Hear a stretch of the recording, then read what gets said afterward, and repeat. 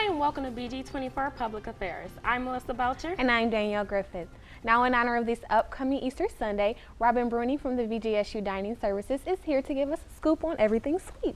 And we all know the saying, April showers bring May flowers. So tonight we will also be talking to a meteorologist from WTVG 13 Toledo about why April is Tornado Awareness Month. Now, believe it or not, we have just about 66 days left until summer is finally here. That is correct. Later on, we will be switching gears and learning about how to lose weight before the weather breaks, but without a drop of sweat. Wow, that's an interesting topic. Yes. Now, before we do get into all these interesting topics for tonight, here's Heather Poloff with tonight's weather and news. Heather?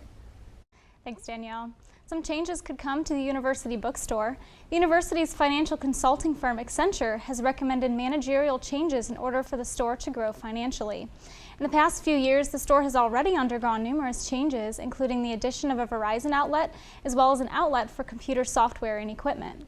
Currently, the first floor features school supplies and spiritware, and all books are sold on the second floor. Accenture suggests management of the store should be in the hands of a for-profit company and that the store itself should be eliminated and go virtual. Current bookstore managers say that these changes would only hurt the university, which made over $200,000 last year while being self-supporting. The bookstore currently has an arrangement with the athletic department, an arrangement that would disappear if managerial operations are outsourced to a private company. And the Lucas County Coroner's Office has confirmed that a skull found on Audubon Island of the Maumee River is human remains. A Toledo Metro Parks official told the Sentinel Tribune that the remains belong to a Native American gravesite. The bones were found last Wednesday at Audubon Island, which is located east of the Perrysburg-Maumee Bridge. A fisherman reported finding the bones around noon along the edge of the river. Investigators say that the visible bones include a skull and what appears to be a shoulder bone. The rest is believed to still be buried. Some artifacts found at the site, including what appeared to be a metal bowl and necklace, will be turned over to the Ohio Historical Society. The human remains will be preserved in their present positions, and warning signs will be put in place to protect the area. And now let's take a look at your Black Swamp weather forecast. Today we struggled to reach 50 degrees under mostly sunny skies. For tomorrow, highs will jump into the lower 60s with partly cloudy skies continuing. Winds will be winds will be from the south-southeast at 5 to 10 miles per hour. Chance of rain will only be about 10%, so expect just nice sunny skies for tomorrow. And for the rest of the week, we will see those sunny skies continuing for Friday and Saturday. Some clouds do move in for Friday. We'll be seeing those temperatures jump into the 60s again for Friday. Saturday, we'll see a bit of a cool down with a slight chance for rain showers Saturday at just a 30% chance. Sunday, we see highs still in the upper 50s, the sun continuing for Sunday and Monday. And when we return from the break, Melissa will be discussing some tips on how to lose weight before bikini season. Stay tuned.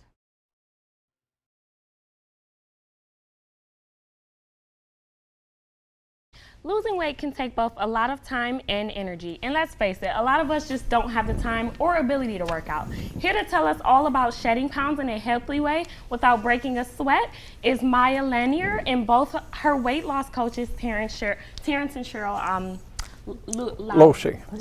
I'm sorry. Yeah. Okay, well, thank you all for joining us. We really appreciate it. Now, you two are obviously weight loss coaches, but what exactly is it that you do? We help people to use our products in a healthy way, and it's just 2 replacement meals that have all your vitamins and minerals that you need to support a day of living, and then a healthy meal, and then I walk through it with each of my clients. Okay, and I know that there are shakes and I believe tea involved, but is that all the program consists of? There are some supplements that you can use, and it's by choice. I try to make sure they take a healthy vitamin, because the vitamin will help fill any of the gaps that you're missing. Okay. And what makes this method healthy? Well, you're getting all the nutrition you need for each of your meals. You're still getting food and a balanced day and exercise if you choose. Okay. And both of you coaches have actually lost weight using this method, correct? Yes. Correct, yes. Yeah. Okay. Could you tell us a little bit about your journey? I personally have lost 90 pounds, and by the way, I'm 78 years old, so if I can do it, anybody can do it. I just watched what I ate. We eliminated a lot of stuff out of our diet, and we ate healthy, and we supplemented to fill in the gaps in our food.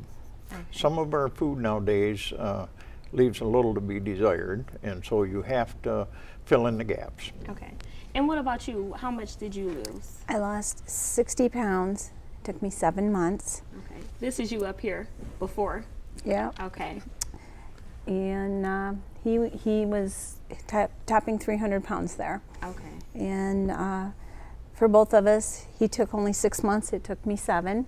Okay. And we've maintained it for over 10 years now, or almost 10 years. Now, is you all's journey what inspired you to start coaching and helping others like Maya here? We liked our journey. It was something that fit in our lifestyle. It was so easy, and we felt so healthy, and we love our life now. I mean, it's just great. Okay. And Maya, of course, you've lost weight working with them, but what would you say you enjoyed most about using this method to lose weight? I guess just being, like, you feel a body difference. Like, I feel more, I have a lot of energy. Like, I know at work, I would definitely drink a lot of pop or coffee just to have energy to get through work. But like, they have tea that you can use, and it really gives you a lot of energy. And definitely, I guess, not having to work out as much. Mm-hmm. Like, walking, yes, definitely is something good, but I dislike working out. Okay. So having to not do that is amazing. Okay, and we have your before and after pictures up. Could you tell us how much you started off at? And I started off in the picture before at 240 pounds, and I am down to 213. wow, I know. congratulations. Thank you. Now, speaking of time, oh, I'm sorry. How much time did it take you to lose it? I want to say just a couple of months. Okay. Just a couple. Okay. So I can't give you the exact, but just a couple. Okay, and speaking of time, would you say that participants of this program should have a lot of patience? I would recommend patience because it's more of a mental thing. You basically will be surrounded by a lot of things, you know, desserts or things that you used to enjoy, and it's just a mental thing. You just have to be strong enough to be like, no, I can't have it, I can't eat it, no, it's not worth it. So yes, being patient definitely is a key. And have you ever found yourself being like frustrated, like, oh, I'm not losing enough in the time I want? No, actually no, not with the program. I do not. So I do not feel like that at all. Before trying to lose weight, yes, it makes you want to give up. But like, this program really helps me to just keep going. Okay.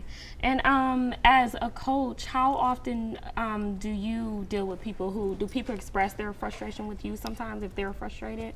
Yes. Yeah. And how do you help them with that? Well, I always encourage them to talk to me their first day, talk to me their third day, and tell me how you're doing. And then as you progress on your program, you get a little more leeway. But I'm always there. She texts me almost anytime she wants, and she's like, okay, this is this, you know, and I'll tell her how well she's doing. And I just try to make sure I'm there for them because I've done all the good things and the bad things, Yeah. and it's really easy to help them with their journey. Yeah. There's programs out there where you can lose a lot of weight quicker. We advocate losing it slow and keeping it off. If you want to lose 10 pounds, that's fine. If you want to lose 100, that's fine. But we Okay. want you to keep it off. Okay. All right. Well, thank you so much for joining us. We really appreciate it. And well, when we come back, Danielle will be telling. When we come back, actually, Heather will be talking to a meteorologist from Toledo about this April weather. Stay tuned.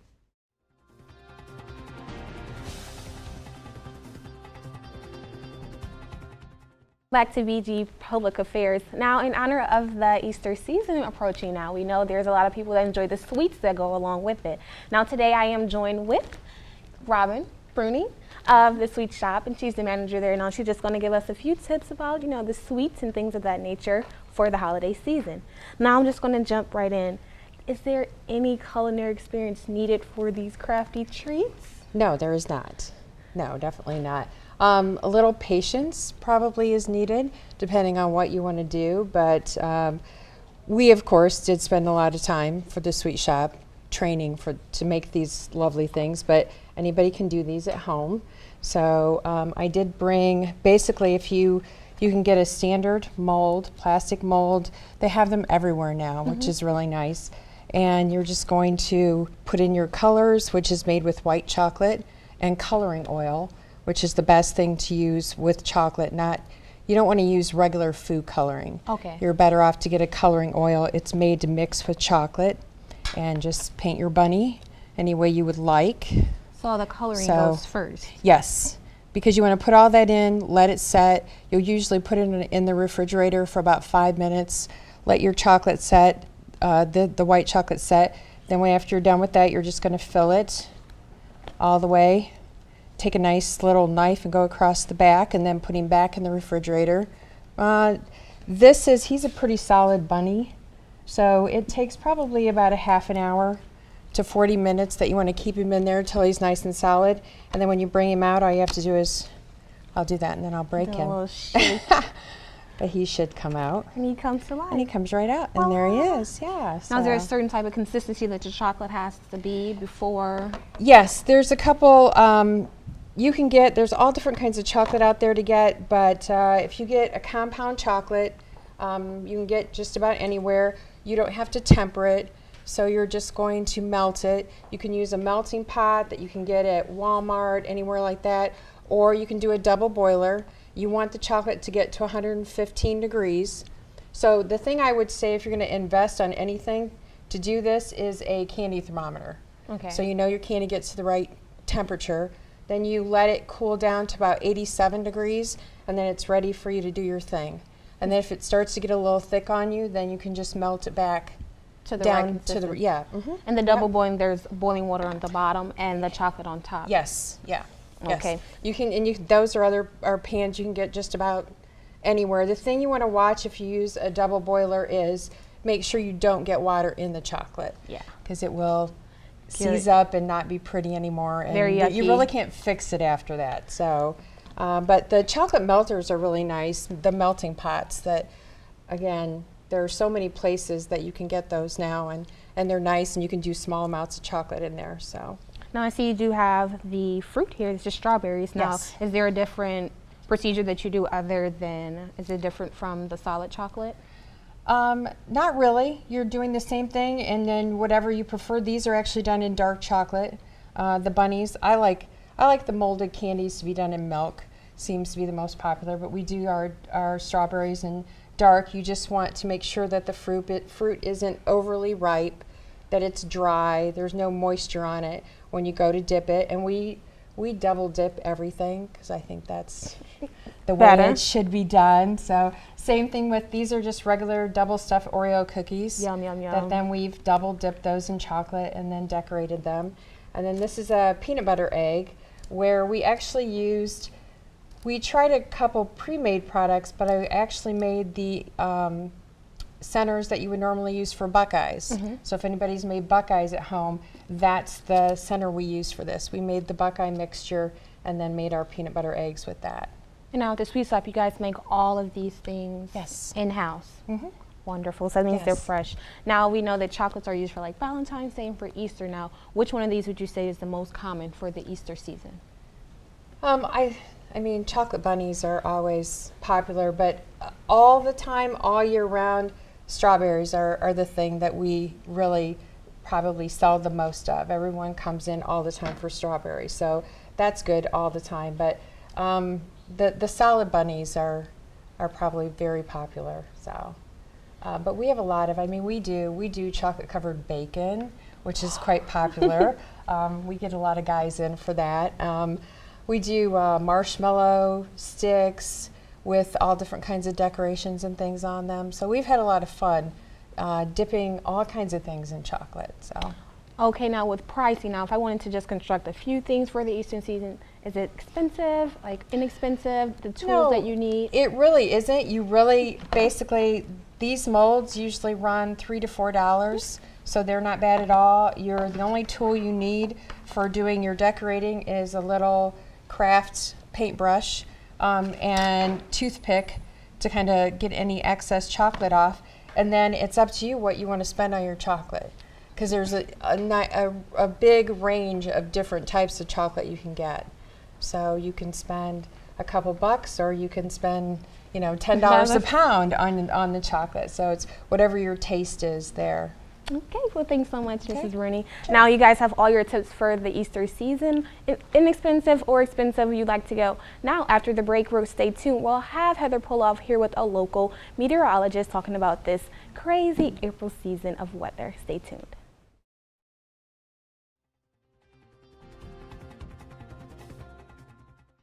Welcome back to BG24 Public Affairs. I'm joined in the studio by Ben Cathy. He's a meteorologist here in Toledo at WTVG 13 ABC. Thanks for joining us today. Thanks for having me. So to kind of start off the segment, we're talking about the severe weather season that we're about to enter. Right. And I know April, we really start off with that weather, you know, the saying, April showers bring May flowers. So just to kind of get started, why is April and May kind of like the most active weather months? Sure. So Heather, April and May are pretty active because we have big range in temperatures. So for now, for example, we're having big swings from temperatures in the 70s for the first time in about 180 days, crashing down into the 20s within a matter of about 48 hours. So those clashing air masses really signal big changes, and you can get thunderstorms, severe weather. But this year, it's been really down. Okay. I know, in this big roller coaster, I've heard is really typical for this time of year. As much as a lot of us don't want to accept it, you know, we were really enjoying the temperatures in the 70s a couple days ago, so it's a little bit frustrating to see those temperatures kind of dip back down. Sure.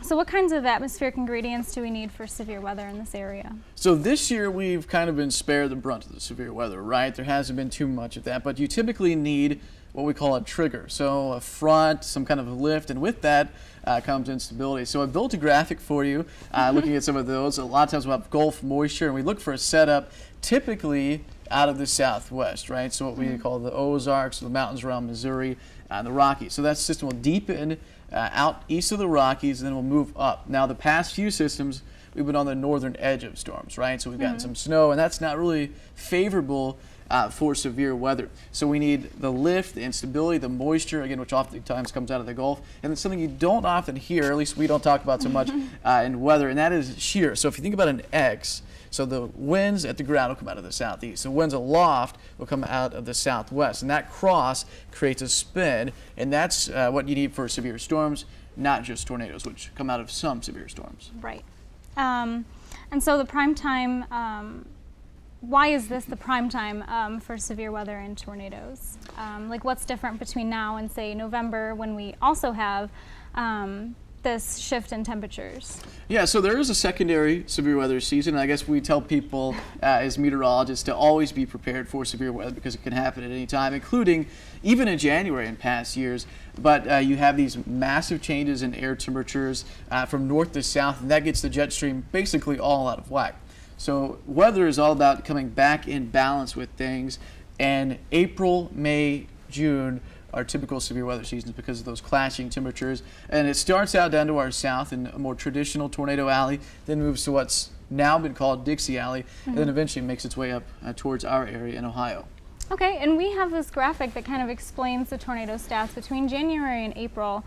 Could you kind of explain like what's going on between January and April so far? Sure, so it's not the prettiest, Heather, but it does come from the SPC, the Storm Prediction Center. And what you're looking at right now is on the far left column, the preliminary number of tornadoes. This is tornado stats over time. So this year we've had a little less than 100. Looks like about roughly 90 tornadoes. You look last year, in January alone, there were 75 across the country, so 71 more than this year, and the average has been up a little bit, but we've been nowhere close to that so far this year. So 3-year average, 350 tornadoes through April. This year, only 23. And Heather, that's a big symptom of just having a lot of that cold air in place, and it really doesn't want to go anywhere until now. Right. And you kind of mentioned that all the cold air that we've had experienced this past winter. Do you think that that's kind of any warning of what kind of summer that we're going to have? You know, there's not a huge trend between the two seasons. I think we'd like to think that maybe we'll have a much warmer summer as a result. But what you're looking at right now, I guess, is a severe weather so far this year. A couple of tornado reports down to the south of our area, closer to Dayton. Also some wind reports, but as you mentioned, we do have that cold air. So people wanting a warmer summer, but it's hard to tie in, especially in a neutral year with El Nino. All right, well, thank you so much for joining us. Thanks for having me. So when we return from the break, we'll be seeing what's in store for next week's show. Stay tuned. Our show for tonight. Thank you for joining us. I don't know about you all, but I want to dive into these shows. I really want some of these.